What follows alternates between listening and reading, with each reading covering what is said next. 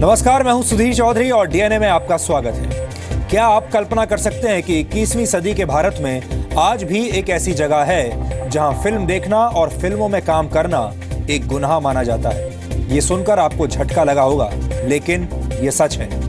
कश्मीर घाटी हमारे देश का वो हिस्सा है जहां आज की तारीख में एक भी सिनेमा हॉल नहीं है और वहां की लड़कियों का फिल्मों में काम करना वहां के कुछ कट्टरवादी लोगों को बर्दाश्त नहीं है। वहां की लड़कियां अगर फिल्मों में काम कर लें तो फिर उन्हें दबाव में माफी मांगनी पड़ती है। कुछ ऐसा ही 16 साल की एक लड़की के साथ हुआ है। इस लड़की का नाम है ज़ायरा वसीम और इस लड़की को आप हाल ही में आई हिंदी फिल्म दंगल में छोटी गीता के रूप में देख चुके हैं। ज़ायरा वसीम जी न्यूज़ के स्टूडियो भी आई थी और हमने भी इस प्रतिभाशाली लड़की से आपकी मुलाकात करवाई थी।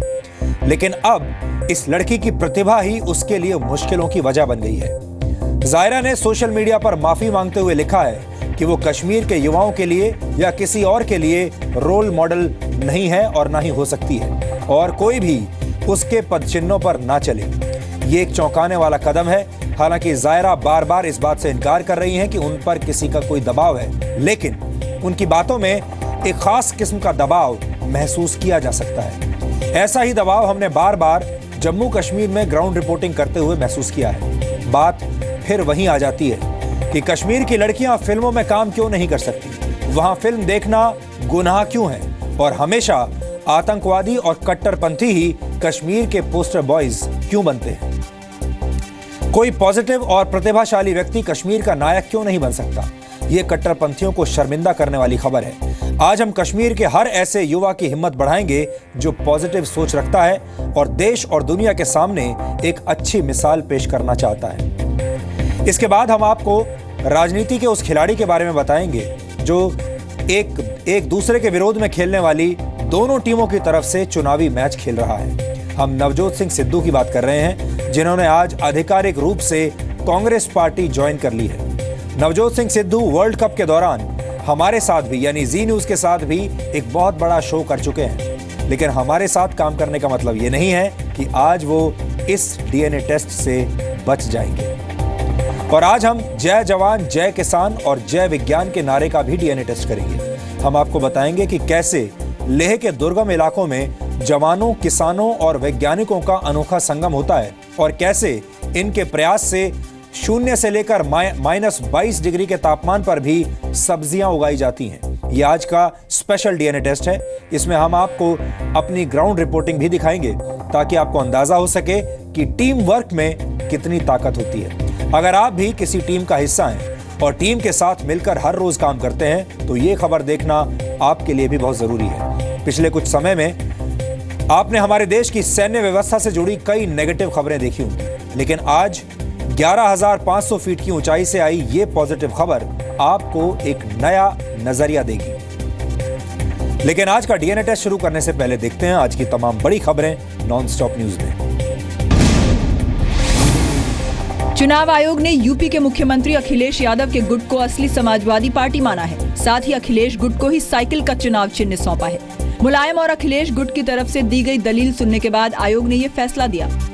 चुनाव आयोग के मुताबिक समाजवादी पार्टी पदाधिकारियों में 50% से ज्यादा अखिलेश के साथ हैं। समाजवादी पार्टी के 228 में से 205 विधायक अखिलेश के साथ हैं। साथ ही समाजवादी पार्टी के 90% सांसद अखिलेश के साथ हैं। आयोग ने माना है कि 1 जनवरी को हुआ अधिवेशन पार्टी के संविधान के मुताबिक हुआ। वहीं मुलायम ने अपने समर्थकों के हलफनामे आयोग को नहीं दिए। दूसरे लोग बिल्कुल अल्पमत में थे। पार्टी में स्प्लिट जरूर हुई, लेकिन पार्टी एक तरफ थी और इसलिए मैं आपके माध्यम से इलेक्शन कमीशन को भी धन्यवाद देना चाहूँगा। उन्होंने बड़ा न्याय संगत निर्णय दिया है। चुनाव आयोग के फैसले के बाद लखनऊ में अखिलेश के समर्थकों ने जश्न मनाया। अखिलेश पिता से आशीर्वाद लेने के लिए उनके घर पहुंचे। अब नेताजी से मेरा अपील है कि आप अब एक क्षण भी मत देर करें और अखिलेश को, आपकी पार्टी बच गई, अखिलेश को आशीर्वाद दीजिए। यूपी चुनाव में गठबंधन को लेकर कांग्रेस के साथ अखिलेश यादव की बातचीत आखिरी दौर में है। सूत्रों के मुताबिक कल यूपी चुनाव में महागठबंधन का ऐलान किया जा सकता है। कांग्रेस के अलावा राष्ट्रीय लोकदल भी गठबंधन में शामिल हो सकता है। कांग्रेस महागठबंधन होगा। ये अखिलेश यादव जी तय करेंगे, लेकिन मुझे उम्मीद है कि होगा। कहा जा रहा है कि महागठबंधन में कांग्रेस को 90 से 100 सीटें मिलेंगी, जबकि आरएलडी को 20 से 25 सीट। बाकी सीटों पर अखिलेश यादव उम्मीदवार उतारेंगे। मुलायम सिंह यादव ने आज अपने बेटे और यूपी के मुख्यमंत्री अखिलेश यादव पर निशाना साधा। लखनऊ में पार्टी कार्यकर्ताओं के बीच मुलायम ने आरोप लगाया कि अखिलेश ने मुसलमानों के लिए कोई काम नहीं किया। मुलायम ने कहा कि जब उन्होंने जावेद अहमद को राज्य का डीजीपी बनाने का फैसला किया तो अखिलेश ने उसका विरोध किया। उन्होंने मुस्लिम मतदाताओं से मदद की अपील की। मुलायम ने यह भी कहा कि अगर अखिलेश ने मुसलमानों को लेकर अपने रुख में बदलाव नहीं किया तो वो उनके खिलाफ लड़ेंगे। मुलायम ने यह आरोप भी लगाया कि अखिलेश उनकी बात नहीं सुनते। कितनी बार उनको बुलाया लेकिन वो आते नहीं। मुलायम ने यह भी कहा कि किसी ने अपने बेटे को राजनीति में इतनी बड़ी पोस्ट नहीं दी। मुलायम सिंह जी ने ये कहा कि मैंने माइनॉरिटी के लिए बड़ा काम किया है, मेरी वजह से डीजीपी बने, मैंने थानों पर क्या नाम है कि एक दरोगा पोस्ट करवाया और 3-3 सिपाही पोस्ट करवाया, इसलिए आप लोग मेरा सहयोग करिए। बीजेपी ने आज यूपी चुनाव के लिए उम्मीदवारों की पहली लिस्ट जारी की। कुल मिलाकर 149 उम्मीदवारों के नाम का ऐलान किया गया है। बीजेपी की पहली लिस्ट में मेरठ से पार्टी के पूर्व प्रदेश अध्यक्ष लक्ष्मीकांत वाजपेयी को टिकट मिला है, जबकि मथुरा से पार्टी के प्रवक्ता श्रीकांत शर्मा को, सरधना से संगीत सोम उम्मीदवार बने हैं, जबकि थाना भवन से सुरेश राणा, गाजियाबाद की साहिबाबाद सीट और नोएडा सीट से उम्मीदवारों के नाम का ऐलान फिलहाल नहीं किया गया है। देखिए, बहुत अभिनंदन हमारे राष्ट्रीय नेतृत्व का, खासतौर से हमारी पार्टी के राष्ट्रीय अध्यक्ष जी का, हमारे देश के प्रधानमंत्री जी का और चुनाव समिति के सभी सदस्यों का कि उन्होंने हमें मौका दिया है। यूपी के अलावा आज बीजेपी ने उत्तराखंड की 64 और पंजाब की 6 सीटों के उम्मीदवारों का भी ऐलान किया। उत्तराखंड में यमकेश्वर से पूर्व सीएम पीसी खंडूरी की बेटी रितु खंडूरी भूषण को टिकट मिला है, जबकि आज कांग्रेस से बीजेपी में शामिल हुए यशपाल आर्य को बाजीपुर से टिकट दिया गया है। बाकी सीटों के उम्मीदवार तय करने के लिए बीजेपी केंद्रीय चुनाव समिति की बैठक कल होगी।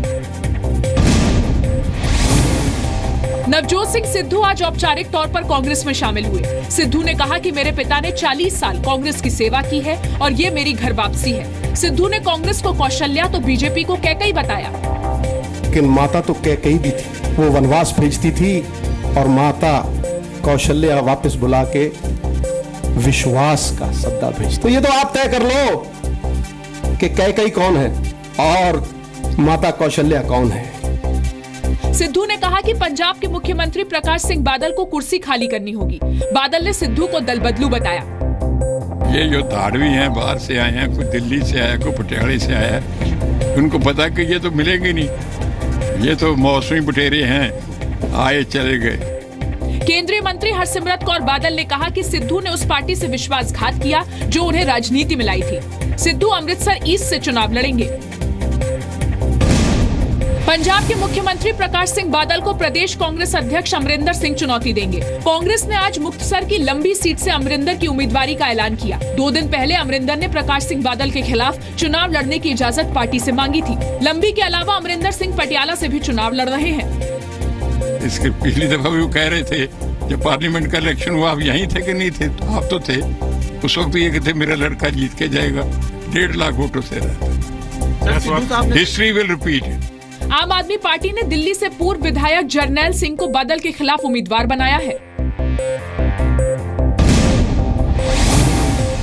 रिजर्व बैंक ने एटीएम से कैश निकालने की लिमिट बढ़ा दी है। अब एटीएम से रोजाना 10,000 रुपए निकाले जा सकेंगे। पहले ये लिमिट रोजाना 4,500 रुपए की थी, लेकिन अब भी आप एटीएम से हफ्ते में 24,000 से ज्यादा नहीं निकाल पाएंगे। आरबीआई ने करंट अकाउंट से एक हफ्ते में पैसा निकालने की लिमिट भी 50,000 रुपए से बढ़ाकर 1 लाख रुपए कर दी है। नोटबंदी के बाद एटीएम से 2,000 रुपए निकालने की इजाजत थी, बाद में इसे बढ़ाकर 2,500 कर दिया गया। नोटबंदी के 50 दिन के बाद कैश निकालने की लिमिट 4,500 रुपए कर दी गई थी। उत्तराखंड के ऋषिकेश में कांग्रेस उपाध्यक्ष राहुल गांधी ने पीएम मोदी पर तंज कसा। राहुल ने कहा कि पीएम गरीबों की बात करते हैं लेकिन गरीबों के साथ नहीं दिखते। राहुल ने कहा कि केंद्र की नीतियां जन विरोधी हैं। नरेंद्र मोदी जी के मन की बात लोग सुने, मगर देश को ऐसे चलाया नहीं जा सकता है।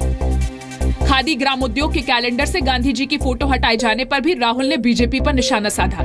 उन्होंने कहा कि जिन्होंने तिरंगे के लिए सीने पर गोली खाई, उनकी फोटो ही कैलेंडर से हटा दी गई। जम्मू कश्मीर के पहलगाम में सेना को बड़ी कामयाबी मिली है। गुप्त सूचना मिलने के बाद सुरक्षा बलों ने एक मकान में छिपे हिजबुल मुजाहिदीन के 3 आतंकियों को घेर लिया और जवाबी कार्रवाई में मार गिराया।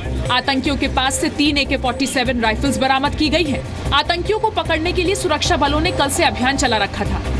जब ये 8 सिविलियंस घर से बाहर निकल गए तो हमने अपना ऑपरेशन जारी रखा।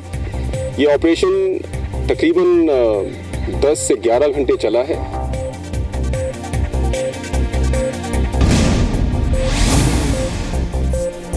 बीएसएफ ने जवान तेज बहादुर की शिकायत पर गृह मंत्रालय को अपनी रिपोर्ट सौंप दी है। बीएसएफ ने अपनी रिपोर्ट में तेज बहादुर के सभी आरोपों को खारिज किया है, लेकिन गृह मंत्रालय बीएसएफ की रिपोर्ट से पूरी तरह संतुष्ट नहीं है। गृह मंत्रालय ने बीएसएफ से इस रिपोर्ट पर 2 दिनों में सफाई देने को कहा है। रिपोर्ट डीजी बीएसएफ के शर्मा ने सौंपी है। इसमें दावा किया गया है कि जवानों के खाने की क्वालिटी से कोई समझौता नहीं किया जा रहा। तेज बहादुर ने फेसबुक पर वीडियो अपलोड कर खराब खाना मिलने की शिकायत की थी। वीडियो सोशल मीडिया पर वायरल होने के बाद गृह मंत्रालय ने रिपोर्ट मांगी थी।